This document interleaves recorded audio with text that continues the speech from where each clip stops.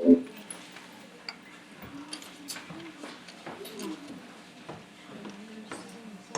ladies and gentlemen. Thank you very much for joining us today. I'd like to thank Mark JCH for providing these amazing actors that you're about to see today. Together, Lost and Found. We are about to present Evolution Self, the original pieces written by these wonderful actors. So please enjoy the show, and remember, turn off your cell phones, please. They're a distraction. Thank you.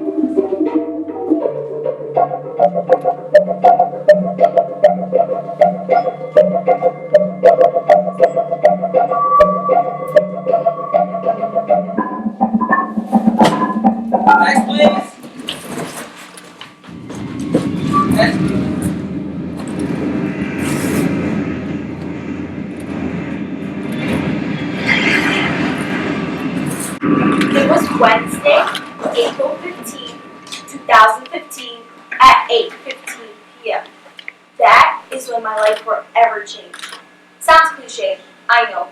But had I known that that would be the moment, I would have savored it more. But, of course, with every life-changing event comes a mix of emotions, and some of which we might not necessarily want to forever remember. And one such emotion is fear. That day, a person I've only known by name contacted me on Facebook and asked me if I wanted to join a group that would be traveling to Israel during the summer. My thought was, oh hell no. I mean, obviously, I was afraid of traveling without my parents. And I had only been out of the country once in my whole life, and that was just a few days before this said person contacted me. And I was also scared because, well, Israel is Israel. I mean, yes, it's a beautiful historic country, but it was and still is fighting against neighboring countries, so danger would be everywhere. But what I feared most, believe it or not, was that I would be with a group of people I didn't know, 20 other teenagers. Now, I'm a person who likes to keep to myself because I'm afraid of being an outcast.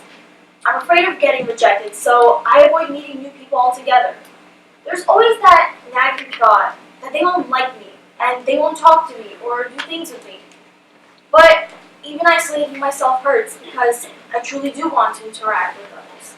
But I realized I had to change that. So I signed up for that trip. And that was when everything changed. The entire 2 weeks that we spent together, we created a bond I could have never imagined. I finally let go of the fear of rejection. Well, okay, maybe not entirely, but I'm making progress. The best memory I have of that trip was when we were on Ben Yehuda Square. And in Jerusalem. And there was a man playing Wake Me Up by Avicii on his piano. So we all sang together. And in that moment, we were all one, singing together in harmony. Oh, and Israel, my God, what a country! United it stands, strong against the assailable foes. I saw things there that I've never seen before. Enormous walls separating lands, bombshells scattered, kids close to my age serving as soldiers. I feel grateful for America, where explosions were not a constant threat, and worrying about joining the army in 2 years' time didn't worry me. But even the guy soldiers were kind of cute though. One of them smiled at me. Well, anyways, I guess I found my Jewish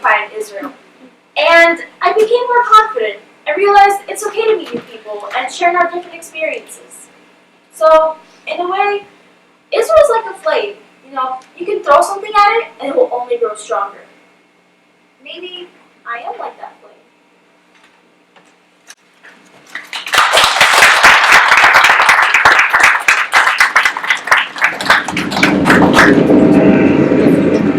Next, please.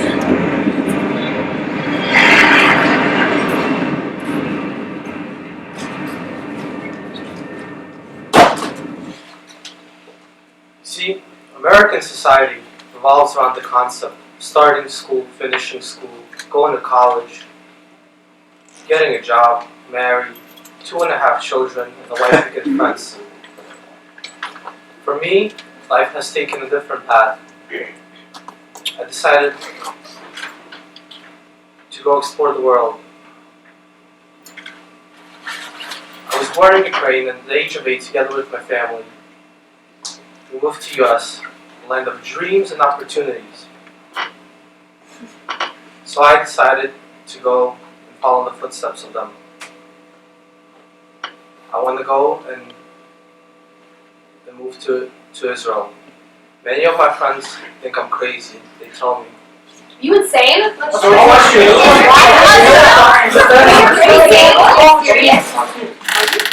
As a matter of fact, all these things can happen. After many occurrences in Israel, I've been struck with the need to go serve in the army. I know it will take a lot of courage, just like it took a lot of courage for my parents and grandparents to move to a foreign country without knowing what to expect with work or housing, or even speaking a word of English. I know it will be hard for me to go to a country that I've never even visited or lived in before. And I don't know if I can make the change, but what if I will?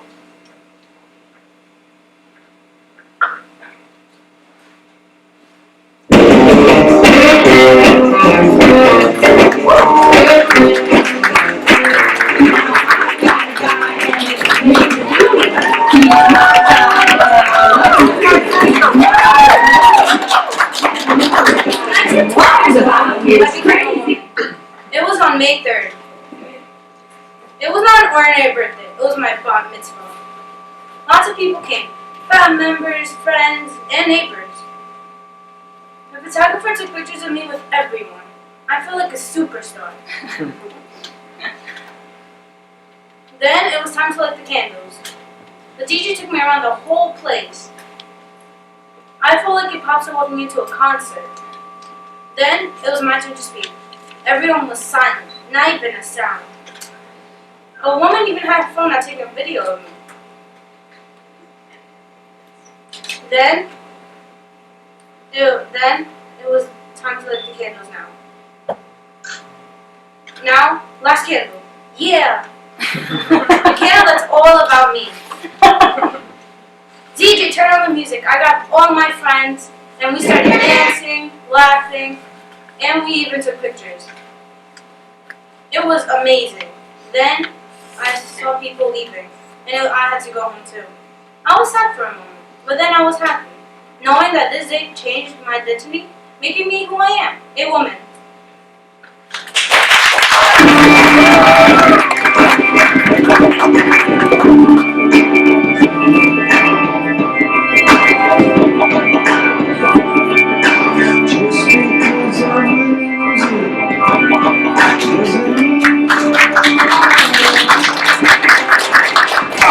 My name is Brian.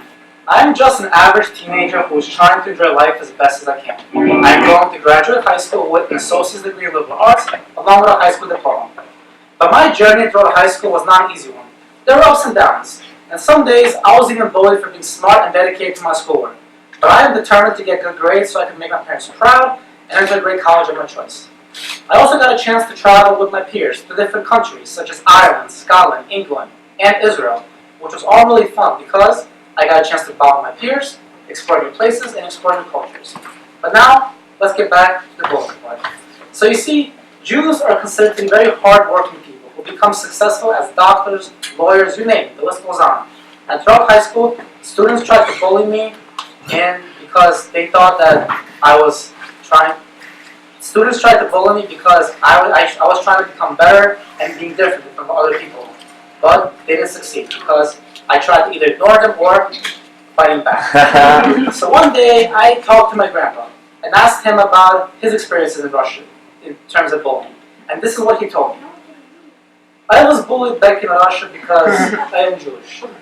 I would have received an honorary diploma, but my grades were lower because I am Jewish. I was subjected politically, and I couldn't do anything about it.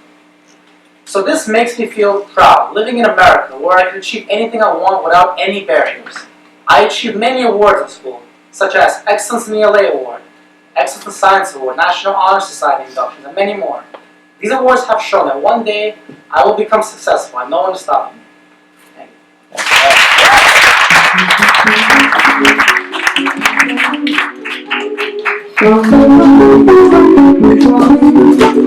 It's just so bad. Let me a dream. Make it the cutest that I've ever seen. You're going to lift my pages and close my eyes. I'm coming out of tonight's not over. I'm so alone. When I first moved into my best friend's house, I thought it would be amazing because we could gossip and have sleepovers all the time. But as it turns out, her family's a lot different than mine. It's like they're on some crazy strict diet all the time. Her dad strictly doesn't allow any ice cream, soda, or any chips. Or anything basically with calories. You're probably thinking, oh God, what a monster, right? Yeah, he's Godzilla. One time, he even took a soda out of my dad's hands, spilled it out, and then threw it back at him. And her mom has to have the house in dead silence when she writes for her job. There cannot be the slightest breath, or else she will turn into Mrs. Godzilla. Her husband even bought her earplugs once as a present. How romantic. One time my mom had to leave the house because she couldn't stand being quiet for another minute. It's like being forced to stay in a mental asylum. And there is garbage everywhere. It's like trudging through a wasteland of dirty clothes, baby toys, and laundry. Speaking of which, there's papers and clothes all over the couch, and the couch ate my iPad. I can't find it, but I'm sure it's there somewhere. Maybe they should have a cleaning schedule to coordinate with all the other rules. But we do have our moments of laughter and watching Russian concerts with stupid reclamas, but we always laugh at them. And our house is under renovation until the summer, and I really don't know how I feel about living here, but let's just say I'm marking the days on my calendar till we move out. And one thing's for sure, I'm digging into those potato chips next chance I get.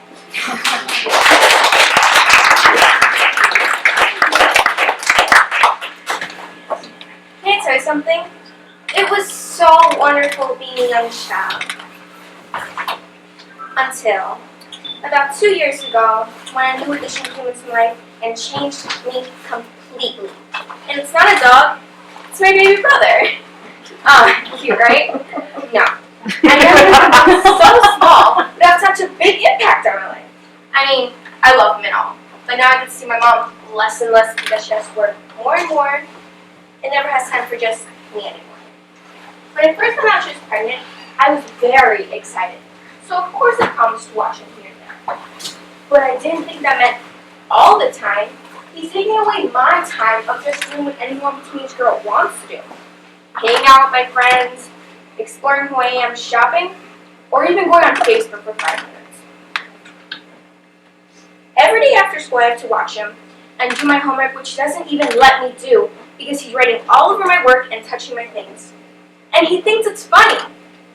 Maybe in Russia or Ukraine it's normal for the older siblings to watch the younger one.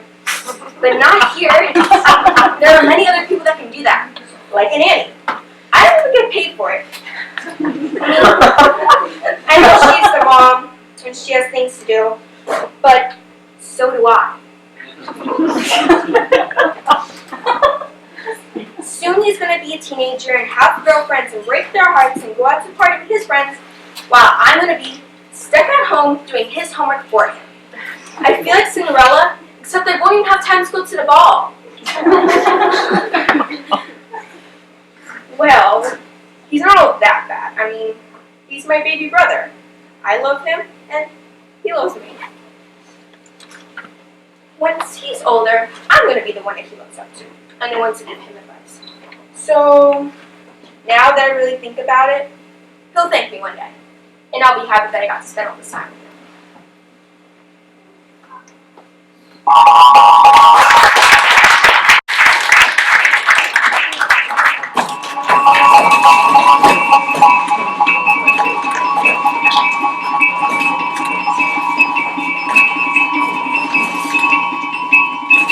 That's all. You look like a big fat hippo! So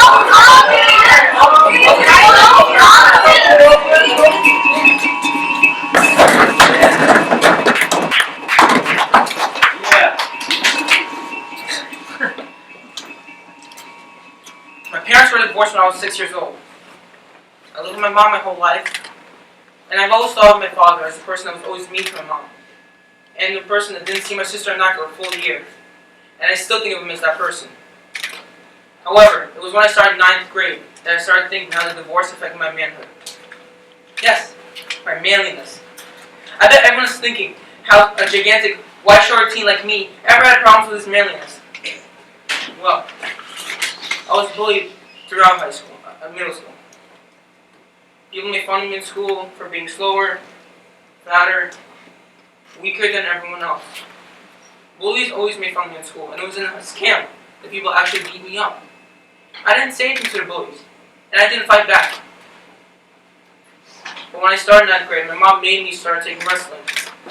I didn't think it was going to help until I learned how to take pain.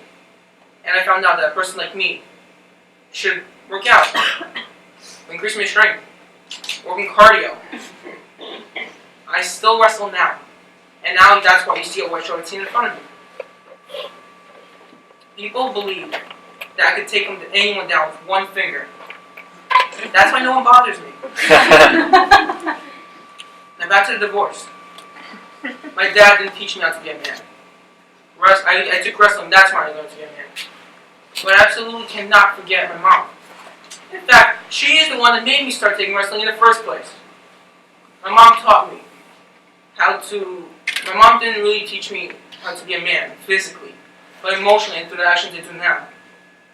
My mom taught me to do the chores that women don't really appreciate doing, how to treat women, and how to dress. So I say, who needs a dad to be a man? My mom was there, and because of her influence, I'm a white-shorted teen and a man on the inside. Yeah.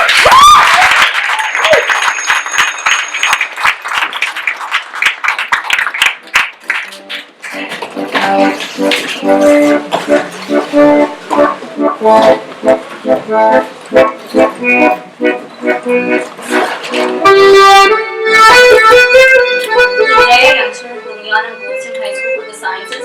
My perception of teenagers eternally changed. This was because my middle school was literally 74% Asian. I had never seen a person wear low-cut clothes, or makeup, or even purses instead of book bags.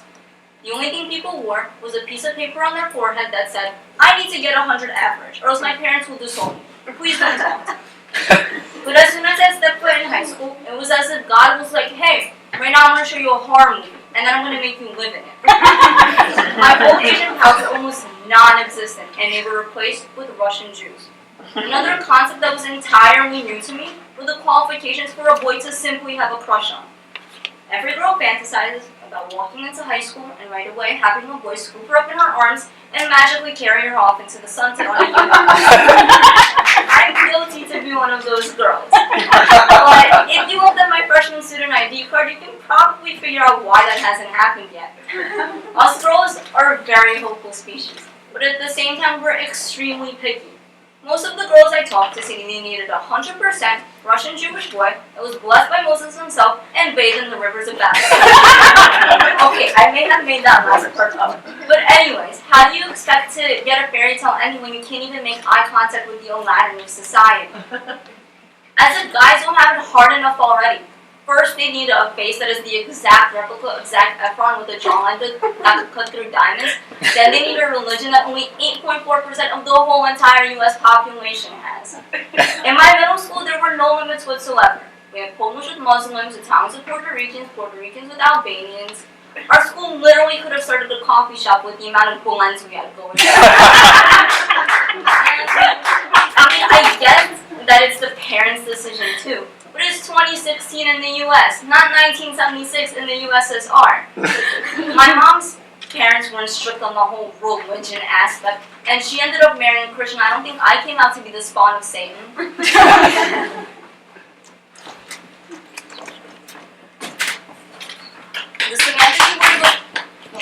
The Samantha you would have approached in high school, you would have not expected to have all these emotions bottled up inside. You would just think, oh, she's nice, and nothing more. But this is how I truly felt. Of course, my views have changed on like the clothes and the makeup. I've actually grown quite fond of.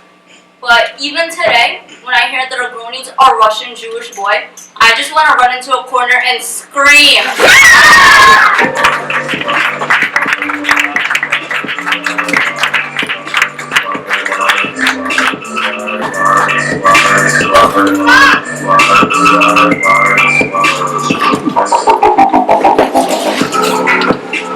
I've always wondered what it would feel like to fly. To feel utterly free from gravity's force, my body limitless. The closest I came to flying was on the zipline at my Jewish sleepaway camp. I watched as my fellow campers climbed the 50-foot wooden pole to the platform and jumped with no apparent fear. When it was my turn, I confidently walked towards the weathered pole. Yet as I stared up at its precariously placed metal pegs, a shroud of fear just consumed me. Feeling as if I could never climb to the top, I nervously asked the specialist, "Has anybody ever fell off this thing and died before?" "Don't worry about it," he said. "It's perfectly safe. No one has ever had a problem." Naturally believing him, despite his Australian accent, I placed my right fingers on the first peg and began to climb.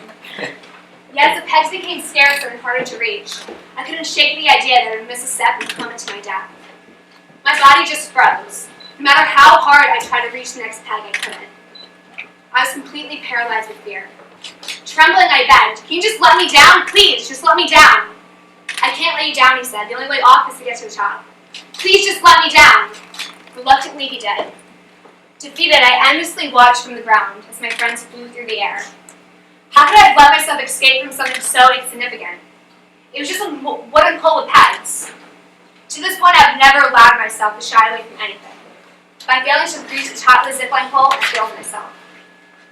I vowed that the next summer I'd climb that pole.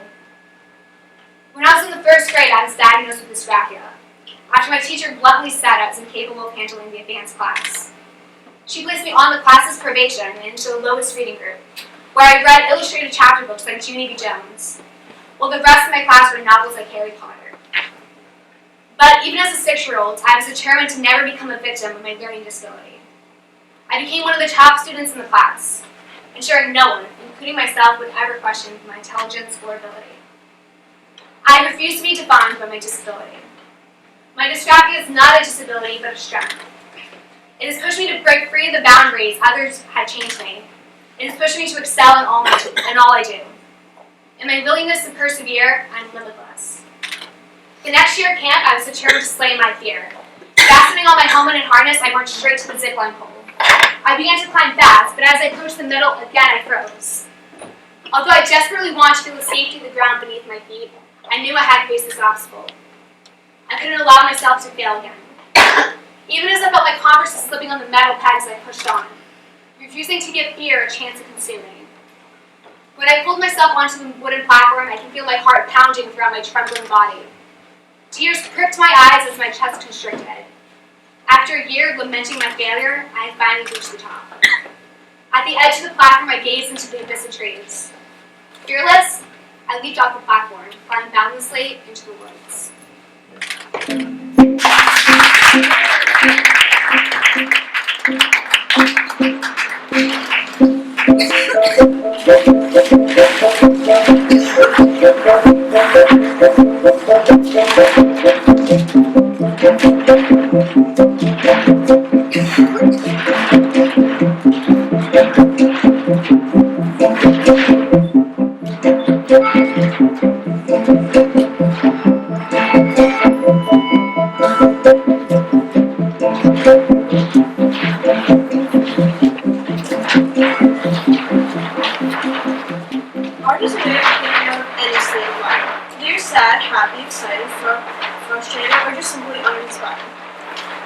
is what art is for me.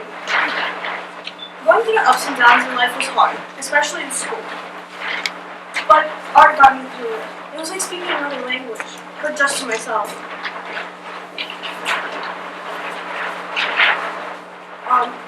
Later on, I found out that my grandfather was also an artist. He created amazing paintings, which inspired me so much. Also, my grandmother, she's a great cook. She inspired me to create really good pastries, which actually I might start into a business.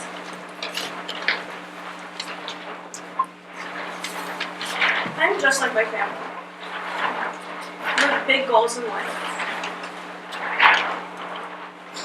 But for now, all I know is that I have art, and I'm really proud of that.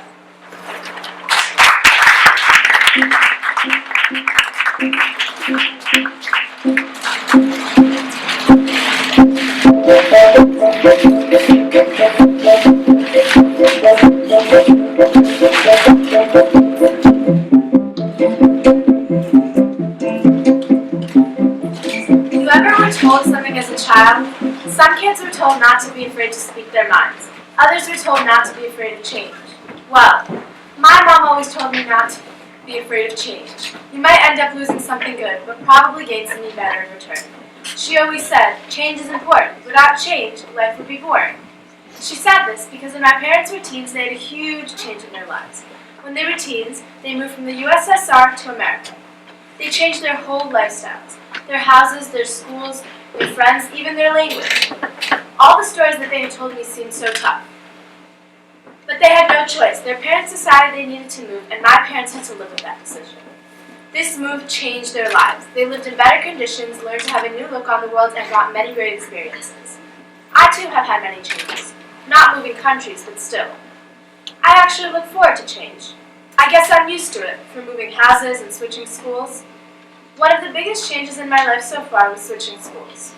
But I chose to make that change. I wanted a new start. My old school had mostly Russian Jews, and I wanted to have friends from different backgrounds and cultures. My class was small and only girls. I mean, come on, I'm a teenage girl. I wanted to see what else was out there. The girls in my class were bratty and mean, and I did not want to be around people like that for another 3 years. The way they acted reflected on me, and to fit in, sometimes I would have to act that way too. I didn't like that. So I had to do something about it. I switched schools. Now, I have another big change coming up in my life. In June I graduate, and in September I'll be going to high school. I know that high school won't be easy. I'm nervous, but excited at the same time. The work will get harder, the classes will get bigger, there will be more people, and there will be more drama. Not that there isn't enough in middle school already. And just like my mom said, life without change would be boring. So I'm making it more exciting, every day. Next time someone tells you your life is boring, remind them of the changes.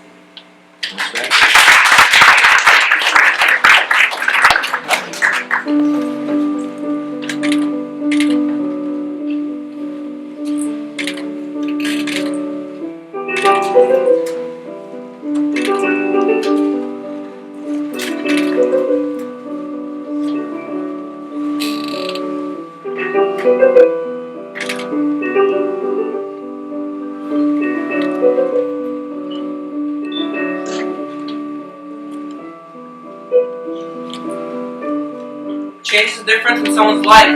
Change is when a person has a will to become better. Change is transformation. Change is the law of life.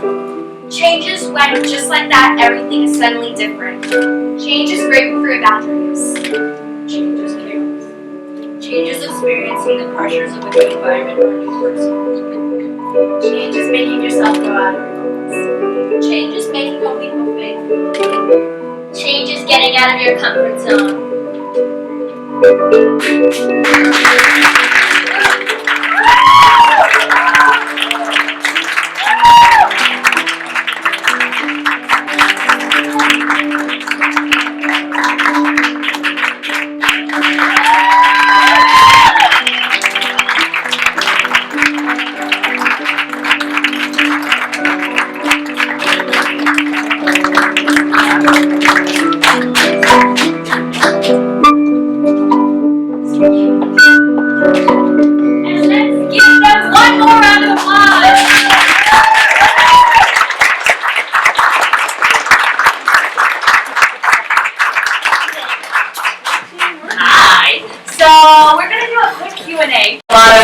emotions, questions, thoughts that probably came to your minds as you were watching and hearing those brilliant young actors with those pieces that they wrote themselves, almost with no guidance, with a little bit from Marina. Yeah, so I can tell you a little bit about the project as you guys process, because especially the ending is very strong. We know. It's there for a reason. I don't know if I should sit too. Yeah, so what you just saw was something that was born a few years ago. It's a theater company that we started together with a few actors and writers who are here with us today, called Lost and Found Project. And essentially this project was created to explore personal stories and work with the verbatim documentary technique to really explore and investigate our Russian, Jewish, personal journeys, everything through the theater. We use theater as our main instrument, as our main vehicle to move us forward and to help us investigate and understand who we are and to be able to continue walking throughout this path of our crazy lives that we live in. And so what you've just seen is a partnership between Mars JCH and Bensonhurst, which all of these teams are part of, and Lost and Found Project. This project, the Teen Drama Lab, is supported by Genesis Philanthropy Group and the Natan Fund. Actually, some of our funders are here today, and some of their kids are on stage, which is extra special. So thank you. And the division,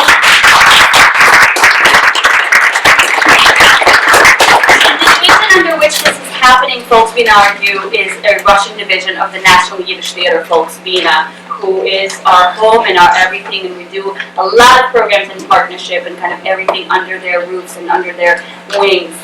And this is a piece that was developed in less than a few weeks. We started at the end of October, and this is where we are today. So thank you for coming. Thank you for sharing the stories. We know that many of those young actors came to you, their parents, for questions and ideas and thoughts. And I have a question.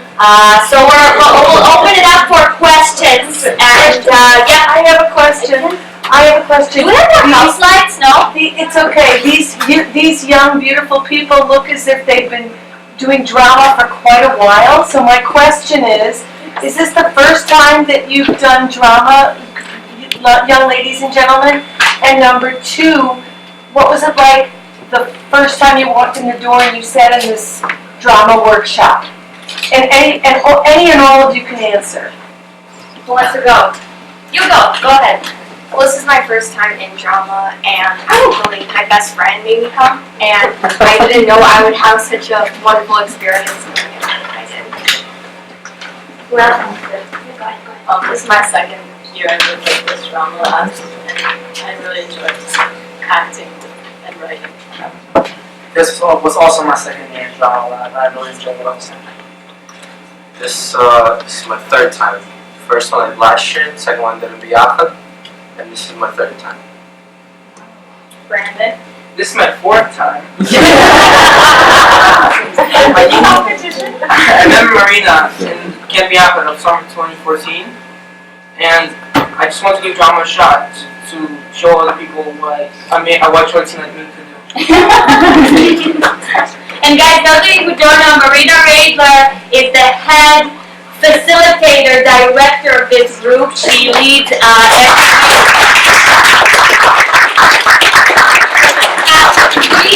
has been leading 4 years a very similar lab studio at the Biyachad summer camp, which many of these folks are there yearly. What questions? Hi, I'm primarily a dancer, and you are all probably too young to know that the public theater several decades ago, and I won't say how long, because anyone who knows is as old as me, began a project that eventually developed into a very famous show called A Chorus Line, which was about monologues of all the gypsy dancers, the dancers who danced in the chorus, and eventually became a huge hit on and off Broadway. So it came out of the stories that each one of the dancers had to say about their own lives. My question to all of you is a two-part one. Why did you get involved in this project to begin with? In other words, do you plan to be actors? Do you want to be writers? Was it a way of looking at your own lives, etc., etc.? And then having done it, the second part of the question is, did that reason change or develop into something different than you expected when you went into it? That's a great question. So I do want to pursue, continue with acting, and this experience has strengthened that thought.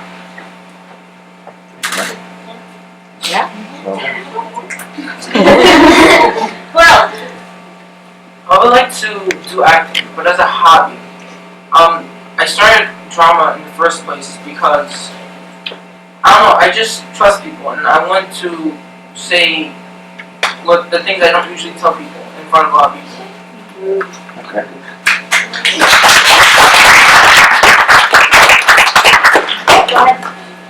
I started drama because my parents forced me in the beginning. But then I enjoyed it and I started to like it more. I think I would do it as more of a hobby. More questions? Yes. Hi, this question might be directed to Marina and Anya. Yes. But maybe some of the actors want to answer also. What were some of the inspirations with the transitions between the monologues? And I'll point out all the ones I like, so like all that. But just maybe choose one or just what? Yeah. What do you mean by in between the pieces? Yeah. Well, the idea in general came about the idea of change and how we change throughout our lives. And then somehow through brain workshopping the ideas, we came out with the fact that we're sometimes put into a box. We're Russian, we're Jewish, we're American, we're black, white, yellow, purple. So the idea of boxes came into mind, and to transition in between the monologues kind of took off from their pieces. And I think that inspired the transitions, going off of what they wrote and filling the gap in between to kind of create this cohesive theme of change coming out of the box. If that answers your question.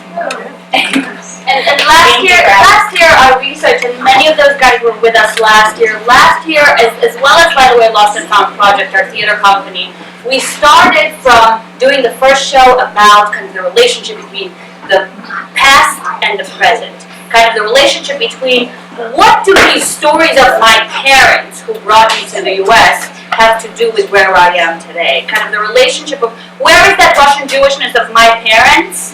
How does that relate to where I am today? I am an American, but yet I still carry that suitcase with me.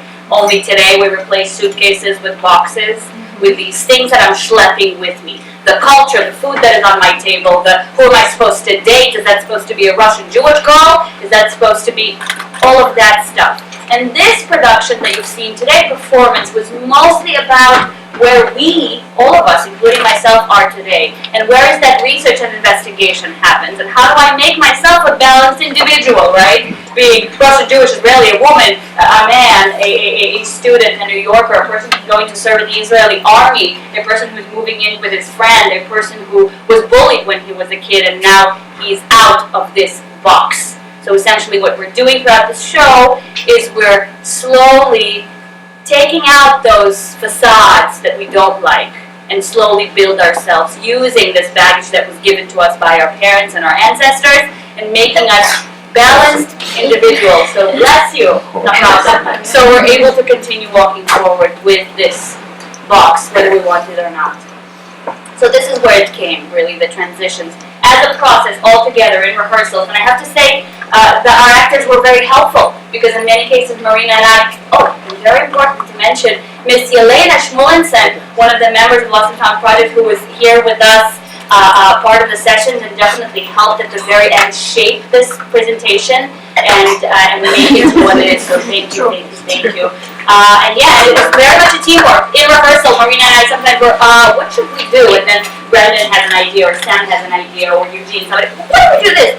Why don't we? So really these guys tried themselves as, I want to say everything, every aspect of the theater world. Writers, right? Actors, as well as a little bit of self-directing, which made this happen. More questions? We'll take a few more and then we'll go have some cheese and wine. Whoever is over 21. What's next? What's next? Yes. Thank you for that question. What is next? Hopefully to create more pieces because they're growing, we're growing, and just move on and travel as these wandering Jews, as these actors, not staying in one place, growing. Yeah, hoping for more creation. We on our end have another teen drama lab on the Upper West Side that is for teens who live not in Brooklyn mainly, although we have some people coming all the way from Brooklyn to the Upper West Side, and we meet weekly, and the show for that lab is going to be on May 21st, and it's also led by Lost and Found project actors, and hopefully it's going to be as good. Maybe some of these guys will join us, maybe. And also we have ongoing programs all the time. We produce shows once a year, mainly. We have programs for families, a few weekends in the winter, and so on and so forth. But with these guys, we definitely hope to continue. And Michaela is here to support that from the J side, that we on our end will continue fundraising and collecting all our efforts to create this, to make it a tradition. Woohoo! Oh, these are fun. Yes, please! One question to both of you guys in one. To what extent, when you heard each other's stories, or whether it's the first time, or the second time, or the final rehearsal, how much can each of you relate to each other? So do you find more similarities from your personal experience, or like you're looking at each other saying, I have no idea what happened to him? Oh well, let's go. I can't answer that question. Sure. Well, there's more similarities between us because like we found certain things like from like our lives that are like similar. Can you talk louder, please? They're more similar. Like our lives wind up like somehow being connected to theirs. We each talked about one change in our life, and so, of course, for some of the other changes that was spoken by the others, we could relate to. Yeah, I feel like we can find similarities among each other, but we're not all the same person, so there are going to be differences.